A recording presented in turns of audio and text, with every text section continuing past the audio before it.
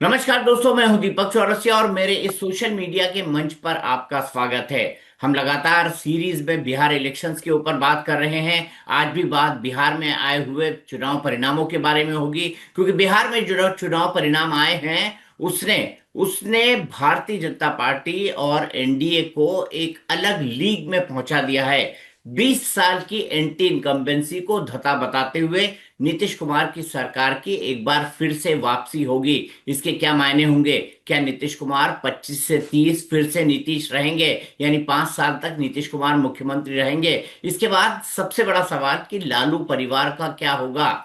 इन तमाम चीजों के बारे में सब कुछ बात करने के लिए मेरे साथ एक बहुत ही खास शख्सियत आज पटना से जुड़ गई है। मेरे साथ बिहार के पूर्व डीजीपी अभयानंद साहब हैं, जो कि कई सारे मामलों में अपने नोबल इनिशिएटिव के लिए जाने जाते हैं। सुपर 30 का कॉन्सेप्ट इन्हीं का है। बिहार में कानून और व्यवस्था का राज स्थापित करने में अभयानंद जी की एक बहुत महत्वपूर्ण भूमिका थी। सर, बहुत बहुत स्वागत है मेरा इस कार्यक्रम में। और अनफॉर्चुनेट कि हम डिजिटली जुड़ रहे हैं आपसे।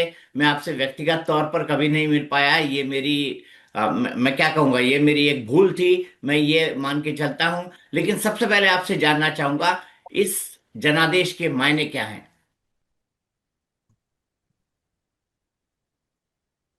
धन्यवाद दीपक जी। किसी भी इलेक्शन में जनादेश जनादेशी होता है और उसका मायने वही है जो फिगर्स बताते हैं, unless it is proved wrong otherwise. ऐसा कोई इंफॉर्मेशन गेस लोग कर रहे हैं, कुछ लोग इसके अगेंस्ट में बोल रहे हैं, बट मेरे पास कोई ऐसा आंकड़ा नहीं है जिससे मैं कह सकूं कि ये जनादेश फॉल्टी है। Therefore, I accept it as it is. तो मैसिव है ये जनादेश। रिसेंट पास में 2010 में इस तरह का जनादेश आया था जो इससे बेटर था। जो लोग लड़े थे इलेक्शन, एनडीए पार्टीज तो यही थी, तो उनको एटलीस्ट इस बार आरजेडी को लीडर ऑफ अपोजिशन का मिल जाएगा तगमा। बट 2010 में तो वो भी नहीं मिल पाया था। So I take it as it is, in spite of whatever flaws are being touted about. आपके हिसाब से अभयानंद जी। सॉरी, आप नहीं दीपक जी, आप प्लीज। आपके हिसाब से नीतीश के जीतने के और फिर से सत्ता में वापसी के कारण क्या हैं? क्योंकि 20 साल की एंटी इनकम्बेंसी बहुत होती है, लेकिन इसके बावजूद भी नीतीश कुमार जीत कर आए। ऐसे तो जितने एनालिसिस आ रहे हैं वो अपनी जगह पर है। मुझे ऐसा लग रहा है कि जो जंगल राज को बहुत ज्यादा हाइप किया गया, उसने इमेजिनेशन को पकड़ा है। यह सही है कि जो एजेड लोग हैं उनको ज्यादा समझ में आई बात, चूंकि उन्होंने देखा था। जो उनके घर में यंगर लॉट हैं, जिनका जन्म या तो उस दौरान हुआ है या उस समय वो छोटे थे, समझदारी नहीं थी, तो उनके पेरेंट्स ने उनको समझाया है। और जंगल राज की जो समस्या है मानसिक रूप से, ये समाप्त करने में आरजेडी सफल नहीं हो पाई। समहाउ जो एक बेसिक थीम होता है किसी के लाइफ में, वो चाहता है कि सबसे पहले सुरक्षा मिल जाए। एक मैनेजमेंट में टर्मिनोलॉजी होता है मैस्लोज हायरार्की ऑफ नीड्स। तो सबसे नीचे सिक्योरिटी रहता है, अगर वही नहीं रहा तो फिर ऊपर का जो नीड्स है, स्पिरिचुअल एंड एथिकल नीड्स, ये सब का कोई अर्थ नहीं होता है। तो हिट लोगों ने किया, एनडीए के लोगों ने किया जंगल राज को, और बहुत बुरी तरह हिट किया, और उसके अगेंस्ट में डिफेंड नहीं कर पा रही थी NDA, sorry, RJD and India. तो इंडिया का जो वोट चोर वाला जो कॉन्सेप्ट था, वो पब्लिक को तो जुटा पाया भीड़ में, लेकिन वो वोट में कन्वर्ट नहीं हो पाया, संभव बहुत एम्फेटिकली वो नहीं आ सका। तो ये दो फैक्टर्स मुझे लगता है कि शायद रिस्पॉन्सिबल हैं इस तरह के रिजल्ट्स के लिए। क्या आपको लगता है वोट चोर गद्दी छोड़ ये नारा जनता की इमेजिनेशन में उतर गया है और वाकई देश के अंदर वोट चोरी हो रही है? इस इलेक्शन में तो ऐसा नहीं लगा, नहीं तो इसका रिजल्ट कहीं रिफ्लेक्ट होता। तो वोट चोर गद्दी छोड़ वाला जो है, ये वर्कआउट शायद नहीं हो पा रहा है। अगर इसको वर्कआउट करना था तो कुछ और स्ट्रैटेजी प्लान करनी चाहिए थी, जो नहीं हो पाया। तो आपको लगता है दयानंद जी, लॉन्ग टर्म में ये नारा चल पाएगा? कांग्रेस इसको एक नेशनल मूवमेंट बनाने के लिए सोच रही है। मूवमेंट अगर बनाया जाए इसको, और एक इस तरह से किया जाए कि आम आदमी के जहन में ये बात उतर जाए, तो हो सकता है। अब ये तो राजनेता लोग ही जानेंगे कि कैसे किया जा सकता है। मेरा इंटरेस्ट प्रैक्टिकल पॉलिटिक्स में है नहीं, थियोरेटिकली थोड़ा बहुत समझता हूँ, जिसके आधार पर मैं आपसे बात कर रहा हूँ। मैं थ्योरेटिकली आपसे समझना चाहता हूं, क्या हमारा सिस्टम इतना कमजोर है कि इतना बड़ा फ्रॉड हो जाएगा सिस्टम के साथ कि वोट चोरी हो जाएगी? क्योंकि आपने इस सिस्टम को सालों अंदर रह के देखा है और इस सिस्टम को महसूस किया है, अलग अलग पॉलिटिकल बैकग्राउंड्स के बीच, अलग अलग पॉलिटिकल सरकारों के बीच। मैं कमेंट नहीं कर पाऊंगा, क्योंकि मेरा पॉलिटिक्स में प्रैक्टिकली कोई इंटरेस्ट नहीं है। इनफैक्ट मेरा जो थॉट प्रोसेस है वो इस सब के बियॉन्ड चला गया है। आप अगर जानना चाहिएगा तो मैं आपको बता दे सकता हूँ, क्योंकि मैंने अब अपनी पूरी जिंदगी ऑलमोस्ट जी ली है, और एडमिनिस्ट्रेशन को भी बहुत नजदीक से देखा, पॉलिटिशियंस को भी, जो फ्रेज है हमाम में देखा है, और जितना ज्यादा देखा है उतना ही कन्विंस्ड हो गया हूँ कि राजनीति से समस्याओं का निदान होना ही नहीं है, वो बहुत चाहे बढ़िया। कोई अभयानंद जी, मैं पार्टी। अब अभयानंद जी, मैं टोक रहा हूं आपको। हमाम की आपने चर्चा की। हमाम में सब नंगे हैं। बिहार में विकास की बात 20 साल बाद भी नहीं हुई। चुनाव फिर से वहीं लड़ा गया। जंगल राज एंटी जंगल राज, लालू प्रसाद यादव एंटी लालू प्रसाद यादव। बिहार का भला होगा इस प्रेजेंट सिनेरियो में और इस वर्तमान राजनीतिक परिदृश्य में, जो लोग लीड कर रहे हैं। जिस परिस्थिति में जो जर्नलिस्ट लोग बात करते हैं या इवन अदरवाइज लोग बात करते हैं, वो है कि फर्स्ट 8 इयर्स 10 इयर्स ऑफ, इसको फर्स्ट फेज कहा जाता है, ऑफ नीतीश कुमार गवर्नमेंट, जिसके 7 8 इयर्स में मैंने भी अपना योगदान दिया लॉ एंड ऑर्डर के पार्ट में। उसमें जो डेवलपमेंट हुआ, जिसके कारण फिर रोड्स एंड अदर थिंग्स का कंस्ट्रक्शन हुआ, तो जब मैं रिट्रोस्पेक्ट में देखता हूँ तो लगता है कि जो स्थिति थी 2013-14 में, वहीं पर आकर के ऑलमोस्ट रुक गई। कोई फर्दर इशू नहीं डेवलप किया जिससे कहा जाए कि बिहार में बहुत अधिक विकास हो गया। विकास जो होना था, और अल्टीम अगर आप इसको बहुत पैनी नजर से देखिएगा, तो बिहार का विकास को आप परिभाषित कर दे सकते हैं सिविल कंस्ट्रक्शन।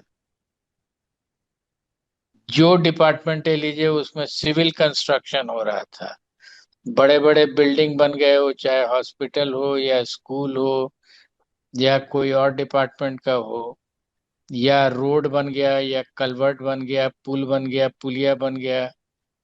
बट उसको जैसे हॉस्पिटल भी बना तो उसके अंदर डॉक्टर नहीं है, स्कूल बना तो टीचर्स नहीं है। तो ये क्या विकास केवल सिविल कंस्ट्रक्शन होता है, या विकास में ह्यूमन रिसोर्स डेवलपमेंट भी होता है? एचआरडी एस्पेक्ट तो एकदम गौण हो गया। ह्यूमन डेवलपमेंट इंडेक्स सब लोअर साइड पे चला गया। तो जो बना वो सिविल कंस्ट्रक्शन था। तो माय क्वेश्चन इज, क्या विकास केवल सिविल कंस्ट्रक्शन है, या विकास में ह्यूमन रिसोर्सेज डेवलपमेंट भी एब्सोल्युटली आता है? नॉट। दीपक जी, मैंने अभयानंद जी को डेली डे बाय डे देखा है। जब वो एडीजीपी थे और नीतीश जी की सरकार आई थी, और उसके बाद डीजीपी भी बने, और कैसे लॉ एंड ऑर्डर को सुधारने की व्यवस्थाओं में की जिम्मेवारी इनके पास थी, और कैसे टेक्निकल पहलुओं से चीजों को हल किया गया, और 100 दिन का नारा से लेकर लॉ एंड ऑर्डर ठीक किया गया। तो बिहार को समझते हैं, अगर ये बात कुछ कह रहे हैं तो गंभीर है। क्यों दीपक जी? बिल्कुल बिल्कुल गंभीर है। और सर के बारे में तो इतना हमने पढ़ा और इतना सुना है कि मैं बड़ा प्रिविलेज महसूस कर रहा हूं कि मैं इनसे बात कर रहा हूं। सर, एक बात पर और आते हैं। आपने लालू परिवार को इतने नजदीक से देखा है। आज रोहिणी आचार्य का एक ट्वीट आया है और वो लिखती हैं, quitting politics and I am disowning my family, कि मैं राजनीति छोड़ रही हूं और मैं अपनी फैमिली को डिसोन कर रही हूं। This is what Sanjay Yadav and Ramiz has asked me to do. ऐसा मुझे संजय यादव और रमीज ने कहा है। संजय यादव वो राज्यसभा सांसद है जो तेजस्वी के बेहद करीबी हैं और जिनको तेज प्रताप जयचंद कहते हैं। And I am taking all the blame on me, और मैं खुद अपने ऊपर ब्लेम ले रही हूं। इसको कैसे इंटरप्रेट करते हैं सर? क्या लालू परिवार का झगड़ा और बढ़ेगा?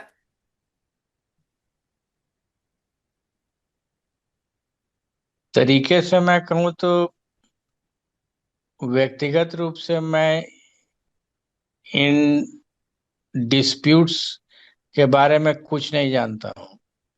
थोड़ा बहुत इंटरेक्शन मेरा लालू प्रसाद जी से था, वो भी बहुत पुराना हो चुका है। और ये जो आप नाम ले रहे हैं, even people like Tejashwi Yadav, I don't think एक बार भी शायद कोई बात हुई होगी, क्योंकि जब मैं पोजीशन ऑफ अथॉरिटी में था तो उस समय ये लोग छोटे छोटे बच्चे थे, तो कुछ जानते नहीं है ज्यादा। बट डिस्टेंस से, तजुर्बा से बता सकते हैं कि ये फैमिली परेशानियां हैं, इसमें कोई दूसरा इशू लगता नहीं है। अगर अगर होगा तो मुझे कोई जानकारी नहीं है उसकी। अभयानंद जी नहीं बोलेंगे दीपक जी, लेकिन तय है कि रोहिणी आचार्य ने क्यों बोला है ये अब जग जाहिर है। और पार्टी के निशाने पर जो महागठबंधन के हार का जो ठीकरा है, ये किसके ऊपर फूटना है, ये हम लोग कल चर्चा कर रहे थे। बिल्कुल संजय यादव पे फूटना है। संजय यादव के साथ कांग्रेस के जो अलाबुरु, कृष्णा अलाबुरु प्रभारी हैं, उनके ऊपर फूटना था। और यही आकर बात सिमट रही है। रोहिणी आचार्य ने उस पे मुहर लगा दी, ये कहते हुए कि संजय और रमीज रमीज यूपी के हैं और तेजस्वी के बहुत क्लोज माने जाते हैं, जैसे संजय हैं। तो आरजेडी तो तेजस्वी को स्टैब्लिश इस चुनाव ने नहीं किया। आरजेडी अलबत्ता अब अपनी साख को बचाने की जद्दोजहद में लगी रहेगी। तेजस्वी नेता बनेंगे, इसको अब उनको प्रूव करना है एक बार फिर से। इसका क्या मतलब हुआ? इसका मतलब ये है दीपक जी कि रोहिणी आचार्य ने साफ साफ वो बातें कह दी जो बात 3 महीने से तेज प्रताप कह रहे हैं। आरजेडी की हार हुई, एक फैक्ट है। आरजेडी की बुरी तरीके से हार हुई, एक ये जो ये एक फैक्ट है। इसको एक्चुअली में पचा नहीं पा रहे हैं लोग। अब आरजेडी के अंदर ये आवाज उठने लगी है, जैसे कल बताया था आपको, अब्दुल बारी सिद्दीकी ने भी कहा, जो दूसरे बड़े नेता हैं वो सब मुंह छिपा के जो बात कल तक कह रहे थे अब खुल के बोलेंगे। आप देखेंगे 2 दिनों के अंदर आरजेडी में एक बड़ा तबका खुल के सामने आएगा, जो बोलेगा कि साहब तेजस्वी के पैटर्न से ना तो पार्टी चलेगी, ना कभी सत्ता में आरजेडी आएगी। कोई नहीं जानना चाहता है कि आपको 1 करोड़ 15 लाख वोट आ गए, जो पुराने वोट प्रतिशत से ज्यादा हैं।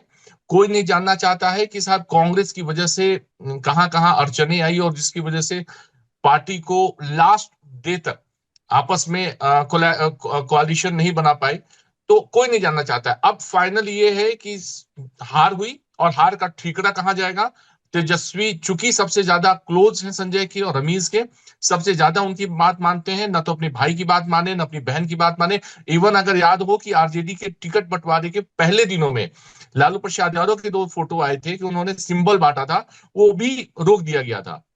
तो जब आप अपने ऊपर सारी चीजें ओन कर रहे हैं, जब लालू प्रसाद यादव की नहीं चल रही है, बहन की नहीं चल रही है, भाई का नहीं चल रहा है, तो ठीकरा भी आपके ऊपर फूटेगा। और ये ठीकरा संजय यादव और रमीश पे फूटा। ठीक है। तो अब आरजेडी को स्टैब्लिश, तेजस्वी को स्टैब्लिश करना पड़ेगा ना अपने आप को सर, अगर कि मैं भैया कहीं मैं गलत कहाँ हूं तो हूं। मुझे अगर मैं कहीं गलत हूं तो मुझे रोकना। इस वक्त लालू फैमिली के 4 अलग अलग स्तंभ बन चुके हैं। एक तेजस्वी यादव है, एक मीसा भारती है, एक रोहिणी आचार्य है, और चौथे तेज प्रताप यादव है। मान लीजिए तेज प्रताप यादव तो परिवार से बाहर हो गए, उनको परिवार ने डिसोन कर दिया और सार्वजनिक रूप से डिसोन किया। और तेज प्रताप यादव ने कल तेजस्वी को फेलस्वी लिखा है सोशल मीडिया पर। उन्होंने फेसबुक पोस्ट में तेजस्वी को फेलस्वी लिखा है। साथ ही साथ उन्होंने ये भी लिखा है कि जयचंदों के कारण हारे। और जयचंद कौन है? उनके हिसाब से जयचंद संजय यादव हैं। मीसा भारती भी तेजस्वी की इस लाइन और लेंथ से बहुत खुश नहीं है। और रोहिणी आचार्य तो साफ साफ बगावत कर चुकी हैं। तो ये 4 अलग अलग स्तंभ क्या तेजस्वी के परिवार में या लालू यादव के परिवार में सत्ता संघर्ष का नया अध्याय बनेंगे? लेकिन सवाल यहाँ खड़ा होता है, लालू किसके साथ हैं? लालू और राबड़ी अभी भी तेजस्वी के साथ हैं। क्योंकि मैं एक बार बता दूं आपको, 2015 के चुनाव थे। मैं 2015 के चुनाव में तेजस्वी और मीसा भारती का इंटरव्यू करने गया था।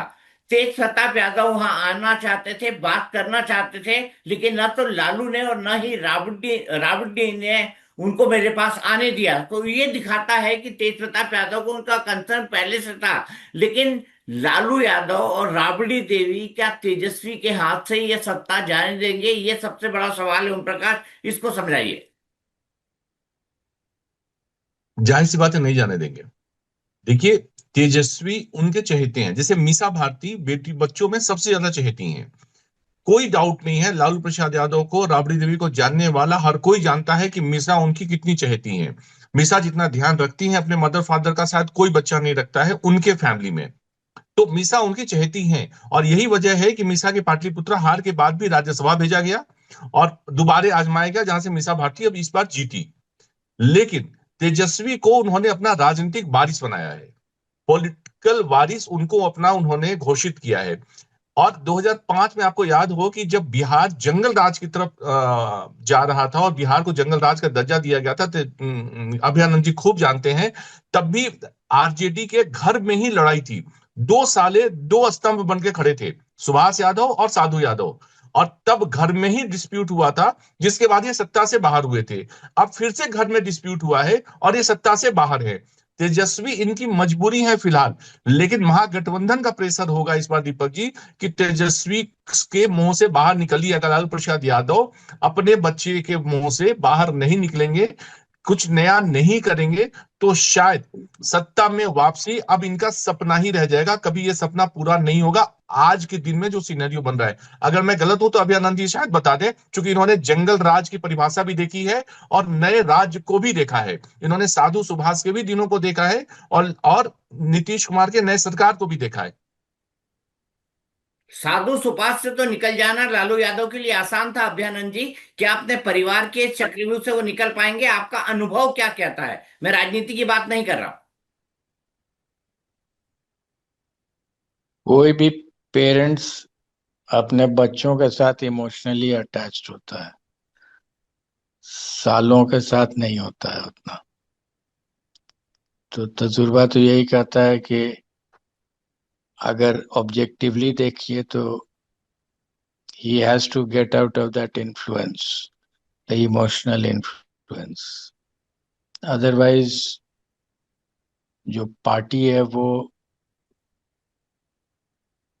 बहुत अनएक्सपेक्टेड रूप में रिएक्ट कर सकती है।